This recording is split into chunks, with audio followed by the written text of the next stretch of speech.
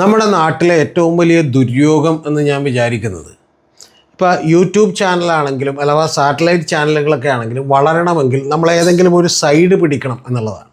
ആ സൈഡ് പിടിച്ചാൽ നമ്മൾ ആ സൈഡിലുള്ള ആളുകൾ, ഇപ്പോൾ ഉദാഹരണത്തിന് ഒരു പ്രോ ഇസ്ലാമിക് ആണെങ്കിൽ അങ്ങനെ, അല്ലെങ്കിൽ പ്രോ ലെഫ്റ്റ് ആണെങ്കിൽ അങ്ങനെ, അല്ലെങ്കിൽ നമ്മളൊരു റൈറ്റ് വിങ് ലേക്കാണെങ്കിൽ അങ്ങനെ, അതായത് പ്രോ BJP ആണെങ്കിൽ അങ്ങനെ അങ്ങനെ ഏതെങ്കിലും ഒരു സൈഡ് നമ്മൾ അങ്ങോട്ട് പിടിച്ചിട്ടുണ്ടെങ്കിൽ വളരാൻ കുറച്ചുകൂടി എളുപ്പമാണ്.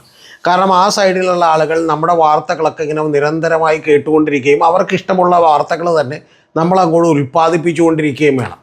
നിങ്ങളെ എപ്പോഴെങ്കിലും ആലോചിച്ച് നോക്കിയിട്ടുണ്ടോ, നമ്മുടെ എല്ലാ നേതാക്കന്മാർക്കും ഒരാൾക്ക് തെറ്റുപറ്റാത്തവരാണോ, അതോ രാഷ്ട്രീയ പാർട്ടികൾക്കൊക്കെ തെറ്റുപറ്റാത്തവരാണോ? എന്തൊക്കെ തരത്തിലുള്ള നിലപാടുകളാണ് അവരെടുക്കുന്നത്? ഇപ്പം തന്നെ നമുക്കറിയാം, ജമാഅത്തെ ഇസ്ലാമിയും SDPയും ഒക്കെ വർഗീയ ശക്തികളാണ്, അവരുമായി കോൺഗ്രസ് കൂട്ടുചേർന്നു എന്നാണ് പിണറായി വിജയനൊക്കെ നിരന്തരം പറഞ്ഞുകൊണ്ടിരിക്കുന്നത്. യഥാർത്ഥത്തിൽ 2015 മുമ്പ് വരെ ഈ ജമാഅത്തെ ഇസ്ലാമി ആർക്കാണ് സപ്പോർട്ട് ചെയ്തുകൊണ്ടിരുന്നത്? ഇതെല്ലാം പോട്ടെ, ഈ കഴിഞ്ഞ ലോക്സഭാ തെരഞ്ഞെടുപ്പിൽ തമിഴ്നാട്ടിൽ ജയിച്ചിട്ടുള്ള 2 CPMൻ്റെ MP മാർ അവർ ആരുടെയൊക്കെ വോട്ട് മേടിച്ചാണ് ജയിച്ചിട്ടുള്ളത്? ജമാഅത്തെ ഇസ്ലാമിയുടെ വോട്ട് മേടിച്ചിട്ടുണ്ട്. അപ്പോൾ ഇത്തരത്തിൽ പലപ്പോഴും വലിയ കപടമായിട്ടുള്ള ചില നിലപാടുകൾ എടുക്കുകയും ആ നിലപാടുകൾക്കൊക്കെ അടിയിൽ അന്ധമായി നമ്മൾ അങ്ങോട്ട് വിശ്വസിക്കുകയും ചെയ്യുകയാണ്. നിങ്ങൾ ഏത് രാഷ്ട്രീയ പാർട്ടിയിലും വിശ്വസിച്ചു, പക്ഷേ ആ രാഷ്ട്രീയ പാർട്ടികൾക്കും ചില തെറ്റുകൾ പറ്റാം, അവരും വിമർശനത്തെ അതീതരാണ് എന്നൊന്നും നമ്മൾ വിചാരിക്കേണ്ടതില്ല. ഞാൻ ഇത്രയും പറയാൻ കാര്യം, നമ്മൾ ഇപ്പോൾ കേരളത്തിൽ നടന്നുകൊണ്ടിരിക്കുന്ന ഒരു വലിയ ക്രൂശിക്കൽ കണ്ടിട്ട് എനിക്ക് ചിരി വരികയാണ്. അതെല്ലാം വ്യക്തമായിട്ടുള്ള അജണ്ടകളുടെ അടിസ്ഥാനത്തിലാണ്. അത് സുരേന്ദ്രനെയാണ്. സുരേന്ദ്രൻ ഈ ലോകം കണ്ട ഏറ്റവും മോശപ്പെട്ട ഒരു BJP പ്രസിഡൻ്റ് ആയിരുന്നു കേരളത്തിലെ എന്നുള്ളതൊക്കെ അങ്ങോട്ട് വലിയ തോതിലുള്ള പ്രചാരണം അഴിച്ചുവിടുകയാണ്. യാഥാർത്ഥ്യം എന്താണ് എന്ന് നിങ്ങൾ ആരെങ്കിലും ചിന്തിച്ചിട്ടുണ്ടോ? ഇതേപോലെ തന്നെ ഒരു പ്രചാരണം പണ്ട് VS അച്യുതാനന്ദൻ ഒരു സൈഡും അതുപോലെ പിണറായി വിജയൻ മറ്റൊരു സൈഡിൽ നിന്നപ്പോൾ അതിൽ നമുക്ക് ന്യായത്തിൻ്റെ സൈഡ് എടുക്കാം, VS അച്യുതാനന്ദനാണ് ശരി എന്ന് പറയാം, അതിലൊന്നും തെറ്റില്ല, ഞാനും അങ്ങനെ വിചാരിക്കുന്ന ഒരാളാണ്. പക്ഷെ എങ്കിൽ പോലും റിപ്പോർട്ട് ചെയ്യുമ്പോൾ നമ്മളതിൻ്റെ വസ്തുതകൾ റിപ്പോർട്ട് ചെയ്യണ്ടേ? ഇപ്പോൾ യഥാർത്ഥത്തിൽ പിണറായി വിജയൻ തോറ്റുപോകും എന്ന് പറഞ്ഞ് മാധ്യമങ്ങളൊക്കെ റിപ്പോർട്ട് ചെയ്യുകയും ഏറ്റവും ഒടുവിൽ പിണറായി വിജയൻ മലപ്പുറം സമ്മേളനത്തിൽ അതിഗംഭീരമായിട്ടുള്ള വിജയം കൈവരിക്കുകയൊക്കെ ചെയ്തു. അപ്പോൾ അതുകൊണ്ട് വിജയം ആർക്കാണ് എന്നുള്ളത് നമ്മൾ റിപ്പോർട്ട് ചെയ്യാതെ പോയി. ഇപ്പോൾ തെറ്റെങ്കിൽ തെറ്റ്, ശരിയെങ്കിൽ ശരി, അത് നമ്മൾ റിപ്പോർട്ട് ചെയ്യണം. അപ്പോൾ അതുപോലെ തന്നെയാണ് മാധ്യമങ്ങളും ചെയ്യേണ്ടത്. പക്ഷേ ഇവിടെ ഇപ്പോൾ സുരേന്ദ്രൻ്റെ കാര്യത്തിൽ അദ്ദേഹം ഏറ്റവും മോശപ്പെട്ട ഒരു പ്രസിഡൻ്റ് ആയിരുന്നു എന്നാണ് പറയുന്നത്. എനിക്ക് അദ്ദേഹത്തിൻ്റെ ഐഡിയോളജികളോടോ അല്ലെങ്കിൽ BJPയുടെ നിലപാടുകളോടോ ഒന്നും എനിക്ക് വലിയ തോതിൽ താല്പര്യമുള്ള അല്ലെങ്കിൽ അതിനോടൊന്നും യോജിപ്പുള്ള ഒരാളല്ല ഞാൻ. പക്ഷേ എങ്കിൽ പോലും ഒരു പാർട്ടിയുടെ പ്രസിഡന്റ് എന്നുള്ള നിലക്ക് അദ്ദേഹം ചെയ്യേണ്ട ജോലി ഗംഭീരമായി ചെയ്തു എന്ന് വിചാരിക്കുന്ന ഒരാളാണ് ഞാൻ. ഇതിനു മുമ്പ് നമുക്കറിയാം, കുമ്മനം രാജശേഖരൻ പ്രസിഡന്റ് ആയിട്ടുണ്ട്, P ശ്രീധരൻപിള്ള പ്രസിഡന്റ് ആയിട്ടുണ്ട്. ഇങ്ങനെ പല ആളുകളും പ്രസിഡന്റ് ആയപ്പോഴും കേരളത്തിൽ അവർക്കൊന്നും വലിയ തോതിലുള്ള ഒരു നേട്ടങ്ങളും ഉണ്ടാക്കാൻ പറ്റിയില്ല എന്നുള്ളത് വാസ്തവമായിട്ടുള്ള കാര്യമാണ്. ആ പാർട്ടിയുടെ ഇപ്പോൾ ശബരിമലയ്ക്കെതിരെ പ്രക്ഷോഭം നടത്തിയൊക്കെ അങ്ങേറ്റം തെറ്റാണ് എന്ന് വിചാരിക്കുന്ന ഒരാളാണ് ഞാൻ. പക്ഷേ എങ്കിൽ പോലും ആ പാർട്ടിയുടെ നിലപാടുകൾക്കനുസരിച്ച് നിന്ന് ആ പാർട്ടിയെ വളർത്താൻ വേണ്ടി സുരേന്ദ്രൻ വളരെയധികം ശ്രമിച്ചിട്ടുണ്ട് എന്നുള്ളതിൽ ഒരു സംശയവുമില്ല. അങ്ങനെ അദ്ദേഹം ശ്രമിച്ചത് കൊണ്ടാണ് ഇപ്പോൾ ഏറ്റവും ഒടുവിൽ ഈ തൃശ്ശൂരിൽ നിന്ന് സുരേഷ് ഗോപി എന്ന് പറയുന്ന ഒരു MP ഉണ്ടായത്. സുരേഷ് ഗോപി മത്സരിക്കാൻ വേണ്ടി ചെല്ലുന്നതിന് മുമ്പ് അവിടെ 5% വോട്ട് അതിനു മുമ്പ് ഉണ്ടായിരുന്നു. പിന്നീട് ശ്രീശൻ മത്സരിക്കുമ്പോഴത്തേക്കും 6% ഉണ്ടായിരുന്നു, 11% ഉയർത്തിയിരുന്നു. ആ ഉയർത്തിയ വോട്ടാണ് പിന്നെ സുരേഷ് ഗോപി 28% ഉയർത്തുന്നത്. അപ്പോൾ അതുകൊണ്ട് 11% എന്ന് പറയുന്ന ബേസ് അവിടെ BJPക്ക് ഉണ്ടായിരുന്നു. അത് മറ്റു പ്രസിഡന്റുമാരൊക്കെ ഇരുന്നപ്പോഴാണ്. പക്ഷേ ഇത്ര വലിയൊരു കുതിച്ചുചാട്ടം ഉണ്ടാക്കാൻ കഴിഞ്ഞത് സുരേന്ദ്രൻ്റെ കാലത്താണ്. അത് അവരോട് യോജിപ്പുണ്ടെങ്കിലും ഇല്ലെങ്കിലും നിഷ്പക്ഷനായ ഒരാളെന്ന നിലയ്ക്ക് അവരുടെ പാർട്ടിക്ക് അതുകൊണ്ട് നേട്ടമുണ്ടായോ എന്ന് ചോദിച്ചാൽ വലിയ തോതിൽ നേട്ടമുണ്ടായി എന്നുള്ളതാണ് വാസ്തവം. ഇനി ഇപ്പോഴത്തെ തെരഞ്ഞെടുപ്പ് തന്നെ നമുക്കെടുത്ത് നോക്കാം. ഈ കഴിഞ്ഞ ലോക്സഭാ തെരഞ്ഞെടുപ്പ് നമുക്കെടുത്ത് നോക്കാം. കഴിഞ്ഞ ലോക്സഭാ തെരഞ്ഞെടുപ്പിൽ ഒന്ന് സുരേഷ് ഗോപി ജയിച്ചു എന്നുള്ളത് മാത്രമല്ല, ആറ്റിങ്ങലിലും അതുപോലെ തന്നെ ഹരിപ്പാടടക്കമുള്ള രമേശ് ചെന്നിത്തല സ്ഥലങ്ങളിൽ പോലും BJP രണ്ടാമതെത്തുന്ന കാര്യമുണ്ടായി. ഇനി ഇതും കൂടാതെ BJPക്ക് മാത്രമാണ് കഴിഞ്ഞ ലോക്സഭാ തെരഞ്ഞെടുപ്പിൽ 3.98% വോട്ട് ഉയർത്താൻ കഴിഞ്ഞത്. അതേസമയം UDFനോ LDFനോ വോട്ട് താഴേക്ക് പോവുകയാണ് ചെയ്തിട്ടുള്ളത്. ഇനി ഇതും പോട്ടെ, ശരിക്കും 11 നിയമസഭാ മണ്ഡലങ്ങളിൽ ഒന്നാമതെത്താനും ഏതാണ്ട് 9ഓളം വരുന്ന നിയമസഭാ മണ്ഡലങ്ങളിൽ രണ്ടാമതെത്താനും കഴിഞ്ഞത് ആരുടെ കാലത്താണ്? അപ്പോൾ അങ്ങനെ എത്തുമ്പോഴൊക്കെ അദ്ദേഹത്തിനൊരു മെറിറ്റുമില്ല, പകരം അദ്ദേഹം മോശക്കാരനാണ് എന്ന് പറയുന്നത് എങ്ങനെയാണ്? നമ്മുടെ കേരളത്തിലൊരു പ്രധാനപ്പെട്ട പ്രത്യേകത കെ സുരേന്ദ്രന് കിട്ടുന്നതിനേക്കാൾ കയ്യടി കിട്ടാൻ സാധ്യത ഞാനിപ്പോൾ ശോഭാ സുരേന്ദ്രനോ അല്ലെങ്കിൽ ഇപ്പോൾ സന്ദീപ് വാര്യർക്കോ അത്തരത്തിലുള്ള ആളുകൾക്കൊക്കെ അനുകൂലിച്ച് നേരത്തെ പറയുകയാണെങ്കിൽ BJPയുടെ ഒരു സാധാരണക്കാരായിട്ടുള്ള അണികൾക്ക് കുറച്ചുകൂടി കയ്യടിക്കാൻ തോന്നുമായിരുന്നു. അതൊരു വലിയ ദൗർഭാഗ്യമാണ്. ഇതുപോലെ സൃഷ്ടിച്ചു വെച്ചിട്ടുള്ള ഒരു ഇമേജുകൾ കൊണ്ടിട്ടാണ് എന്ന് തന്നെ ഞാൻ വിചാരിക്കുന്നു.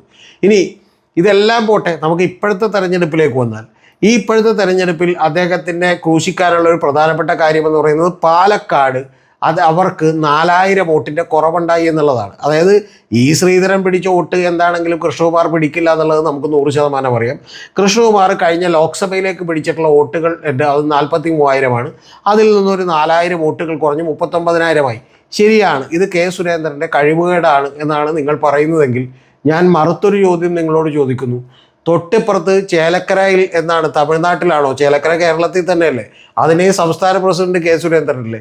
ആ ചേലക്കരയിൽ കഴിഞ്ഞ തവണത്തേതിനേക്കാൾ 10,000-ഓളം വോട്ടുകൾ, 9,500-ഓളം വോട്ടുകൾ കൂട്ടാൻ കഴിഞ്ഞത് ആരുടെ മിടുക്കാണ്? അപ്പോൾ അതിന് നിങ്ങൾ ആർക്ക് ക്രെഡിറ്റ് കൊടുക്കും? ബാലകൃഷ്ണൻ എന്ന് പറയുന്ന അവിടെ സ്ഥാനാർത്ഥി ഒറ്റയ്ക്ക് ശ്രമിച്ചുകൊണ്ടാണെന്നും അനീഷ് കുമാർ എന്ന് പറയുന്ന തൃശ്ശൂർ ജില്ലാ പ്രസിഡന്റ് വന്ന് അവിടെ തമ്പടിച്ചതുകൊണ്ടാണെന്നും കെ സുരേന്ദ്രൻ അങ്ങോട്ട് തിരിഞ്ഞു നോക്കിയിട്ടില്ല എന്നും കൂടി നിങ്ങൾ പറയൂ. എനിക്ക് കെ സുരേന്ദ്രനോട് വലിയ യോജിപ്പുള്ള ഒരാളൊന്നുമല്ല ഞാൻ. പക്ഷേ ഒരു മാധ്യമങ്ങൾ കോർണർ ചെയ്ത് ടാർഗറ്റ് ചെയ്തുകൊണ്ട് ഒരാളെ ഇമേജ് അങ്ങോട്ട് ഇടിക്കുന്നത് അത് അജണ്ടയുടെ പേരിൽ തന്നെയാണ്. യഥാർത്ഥത്തിൽ BJPക്ക് അകത്ത് തന്നെയുള്ള വ്യക്തമായിട്ടുള്ള പല നേതാക്കളും കൊടുക്കുന്ന ഇൻഫർമേഷൻ്റെ പുറത്താണ് ഇവിടത്തെയുള്ള വലിയ യൂട്യൂബേഴ്സ് ചാനലുകൾ പോലും വലിയ തോതിലുള്ള വീഡിയോകൾ ചെയ്യുന്നത്. ആ കാര്യത്തിൽ എനിക്കൊരു സംശയവുമില്ല. അതുകൊണ്ട് ഇത്തരത്തിലുള്ള കാര്യങ്ങളെല്ലാം ഇവിടെയുള്ള പൊതുജനങ്ങൾ അറിയണം എന്ന് വിചാരിച്ച്, അറിയാൻ താല്പര്യമുള്ളവർ അറിയണം എന്ന് വിചാരിച്ചാണ് ഞാനിത് ചെയ്തത്. ഇത്തരത്തിലൊരു ഇമേജ് കൃത്യമായിട്ട് ബിൽഡ് ചെയ്യുകയാണ്. കെ സുരേന്ദ്രൻ തന്നെ കൃത്യമായി പറഞ്ഞല്ലോ, 3 പേരുടെ പേരുകളാണ് പാലക്കാട് മത്സരിക്കാൻ വേണ്ടി തീരുമാനിച്ചു. ഒന്ന് C കൃഷ്ണകുമാറിൻ്റെയാണ്, രണ്ടാമത്തേത് PK കൃഷ്ണദാസിൻ്റെയാണ്, മൂന്നാമത്തേത് ശോഭാ സുരേന്ദ്രൻ്റെയാണ്. ഈ PK കൃഷ്ണദാസും ശോഭാ സുരേന്ദ്രൻ ഞാൻ പറഞ്ഞിടത്തോളം വെച്ച് അവർ മത്സരിക്കാൻ താല്പര്യമില്ലെന്ന് പറഞ്ഞു. എന്തുകൊണ്ടാണ് മത്സരിക്കാൻ താല്പര്യമില്ലെന്ന് പറഞ്ഞത്? മത്സരിച്ച് അവർ അവിടെ പരാജയപ്പെട്ടാൽ സ്വാഭാവികമായിട്ടും അവർക്ക് പിന്നീട് ഒരു കേരള സ്റ്റേറ്റ് പ്രസിഡൻ്റ് ആകാം എന്ന് പറയുന്ന ഒരു ക്ലെയിം അവർക്ക് നേടാൻ കഴിയില്ല. അങ്ങനെ ക്ലെയിം നേടാൻ കഴിയാത്തതുകൊണ്ട് അവരതിൽ നിന്ന് പിൻവാങ്ങിയതാണ്. പക്ഷെ എന്നിട്ട് പോലും സുരേന്ദ്രൻ കഴിഞ്ഞ തവണ പത്രസമ്മേളനം വിളിച്ചപ്പോൾ വളരെ ഗംഭീരമായി, വളരെ കൃത്യമായി മറുപടി പറയേണ്ട ആളുകൾക്കെല്ലാം മറുപടി കൊടുത്തു. കൂട്ടത്തിൽ V മുരളീധരനും അദ്ദേഹം മറുപടി കൊടുത്തു. പക്ഷേ അദ്ദേഹം പേരുകൾ പറയാനോ അല്ലെങ്കിൽ പുറത്ത് വന്ന് സംസാരിച്ചിട്ടുള്ള പ്രമീള ശശിധരനെതിരെ എന്തെങ്കിലും വർത്തമാനം പറയാനോ ഒന്നും തയ്യാറായില്ല. അദ്ദേഹം പറഞ്ഞത് ഇതെല്ലാം ഞാൻ പരിശോധിക്കുമെന്നാണ്. ഞാൻ അദ്ദേഹത്തിൻ്റെ പഴയ പ്രസ്താവനകൾ, അതായത് 15 ലക്ഷം രൂപ വീതം നോട്ട് നിരോധനത്തിന് ശേഷം ഓരോരുത്തരുടെയും അക്കൗണ്ടിലേക്ക് വരും എന്നുള്ളതിനൊക്കെ ഞാനടക്കം കളിയാക്കിയിട്ടുണ്ട്. പക്ഷേ അതിനുശേഷം അദ്ദേഹം കുറച്ചുകൂടി ഇവോൾവ് ചെയ്തു. ഇപ്പം നമ്മൾ അറിയാമല്ലോ, കെ മുരളീധരനോട് ഞാൻ നേരിട്ട് ചോദിച്ചിട്ടുണ്ട്, താങ്കൾ ആദ്യം കിങ്ങിണിക്കുട്ടൻ എന്നാണല്ലോ വിളിച്ചുകൊണ്ടിരുന്നത്, ഇപ്പം എങ്ങനെ മാറി എന്ന് ചോദിച്ചിട്ടുണ്ട്. അപ്പോൾ അതുപോലെ സുരേന്ദ്രൻ കുറച്ചുകൂടി മാറി, കുറച്ചുകൂടി പക്വതയുള്ളൊരു നേതാവായിട്ട് മാറി. അങ്ങനെ മാറിയതിൻ്റെ അടിസ്ഥാനത്തിൽ അദ്ദേഹം, ഞാൻ ഏറ്റവും ആദ്യം ശ്രദ്ധിക്കുന്നത് ഹാഷ്മി താജ് ഇബ്രാഹിമിന് കൊടുത്തിട്ടുള്ള ഒരു 100 ചോദ്യങ്ങളുടെ 24 ന്യൂസിലൊരു പരിപാടിയുണ്ട്. ആ ചോദ്യങ്ങൾക്ക് എല്ലാത്തിനും വളരെ ക്ലാരിറ്റിയോടുകൂടി വളരെ കൃത്യമായിട്ടാണ് കെ സുരേന്ദ്രൻ മറുപടി പറഞ്ഞിട്ടുള്ളത്. ഈ അടുത്ത കാലത്ത് അദ്ദേഹത്തിൻ്റെ പെർഫോമൻസ് എല്ലാം ഗംഭീരമായിരുന്നു, ഒരെണ്ണം ഒഴിച്ചു വെച്ചാൽ. അത് സ്മൃതി പരുത്തിക്കാടിനോട് അദ്ദേഹം ഒരു ഇൻ്റർവ്യൂ കൊടുക്കുമ്പോൾ കുറച്ചുകൂടി ഹാർഡായും ഒക്കെ സംസാരിച്ചു. അതിൻ്റെ ഒന്നും ആവശ്യമില്ല, അതിലും അദ്ദേഹം പക്വത കാണിക്കേണ്ടതാണെന്നാണ് ഞാൻ വിചാരിക്കുന്നത്. പക്ഷെ ഒരു കാര്യം ഞാൻ നിങ്ങളോട് പറയാതെ വയ്യ, കെ സുരേന്ദ്രനാണ് കഴിഞ്ഞ ലോക്സഭാ തെരഞ്ഞെടുപ്പിൽ BJPക്ക് 3.98% വോട്ടിൻ്റെ വർധനമുണ്ടാക്കിക്കൊണ്ട് 20% ഉള്ളപ്പോൾ കേരള സംസ്ഥാനത്തിൻ്റെ പ്രസിഡന്റ് അദ്ദേഹമാണ്. ഇദ്ദേഹം അല്ലാതെ വേറെ ആരെങ്കിലും വെച്ചാൽ ഇതിനേക്കാൾ ഗംഭീരമായി നടക്കുമെന്നൊന്നും ഞാൻ വിചാരിക്കുന്നില്ല. ഇപ്പോൾ PK കൃഷ്ണദാസിനെയോ അല്ലെങ്കിൽ ശോഭാ സുരേന്ദ്രനെയോ വെച്ചാൽ പോലും എനിക്ക് തോന്നുന്നില്ല ഇത്രയും ഗംഭീരമായി നടക്കുമെന്നുള്ളത്. ആകെ കെ സുരേന്ദ്രൻ ചെയ്തില്ല എന്ന് ഞാൻ വിചാരിക്കുന്ന ഒരു കാര്യം, വലിയ തോതിലുള്ള പ്രക്ഷോഭങ്ങൾ നടത്താൻ അദ്ദേഹത്തിന് കഴിയുമായിരുന്നു ഈ LDF ഗവൺമെൻറ്റിനെതിരെ. അതൊന്നും അദ്ദേഹം തുനിഞ്ഞില്ല. കാരണം ഇവരൊക്കെ തമ്മിൽ ചിലപ്പോൾ പല നെക്സസുകളും ഉണ്ടാകാം എന്ന് തന്നെയാണ് ഞാൻ വിചാരിക്കുന്നത്. പക്ഷേ എന്ന് പറഞ്ഞിട്ട് ഇദ്ദേഹത്തിൻ്റെ നിലപാടുകളോടോ പാർട്ടിയോടോ ഒന്നും ഒരു യോജിപ്പുള്ള ഒരാളല്ല. പക്ഷെ ഒരൊറ്റ കാര്യം ഞാൻ പറയുന്നു, ഇതിൻ്റെയൊക്കെ പിന്നിലുള്ള ഒരു അടിസ്ഥാനം എന്ന് പറയുന്നത് ഈ പാർട്ടിക്കകത്ത് BJPക്കകത്ത് തന്നെയുള്ള നിരവധി നേതാക്കന്മാർക്ക് ഇവിടെയുള്ള പല ചാനലുകളുമായിട്ടുള്ള ബന്ധത്തിൻ്റെയൊക്കെ അടിസ്ഥാനത്തിൽ അവർ തന്നെ കൊടുക്കുന്ന വിവരങ്ങളുടെ അടിസ്ഥാനത്തിൽ ഉടനെ തന്നെ മുന്നും പിന്നും നോക്കാതെ അതൊന്നും ക്രോസ് ചെക്ക് ചെയ്യാതെ വാർത്തകൾ അടിച്ചു വിടുകയാണ്. അതിൽ വളരെ കൃത്യമായി ചില ഓൺലൈൻ മീഡിയ പ്ലാറ്റ്ഫോമുകളുമൊക്കെ തന്നെ ഇത്തരത്തിലുള്ള നിലപാടുകൾ എടുക്കുന്നുണ്ട്. അവർ കൃത്യമായ നിലപാടുകൾ എടുത്തിട്ടുള്ളതാണ്. അതായത് ഈ സുരേന്ദ്രൻ അവിടെ നിന്ന് മാറ്റണമെന്നും മറ്റാരെങ്കിലും പ്രതിഷ്ഠിക്കണമെന്നും ഒക്കെയുള്ള നിലപാടുകൾ എടുത്തിട്ടുള്ളവരാണ്. അതവർക്ക് പറയാൻ അർഹതയൊക്കെ ഉണ്ട്, അതിനൊന്നും കുഴപ്പമില്ല. പക്ഷേ നിങ്ങൾ അറിയേണ്ടത് അതവരുടെ നിലപാടുകളാണ്, അല്ലാതെ അതിന് യാഥാർത്ഥ്യവുമായി ചിലപ്പോൾ ബന്ധമുണ്ടാകണമെന്ന് നിർബന്ധമൊന്നുമില്ല.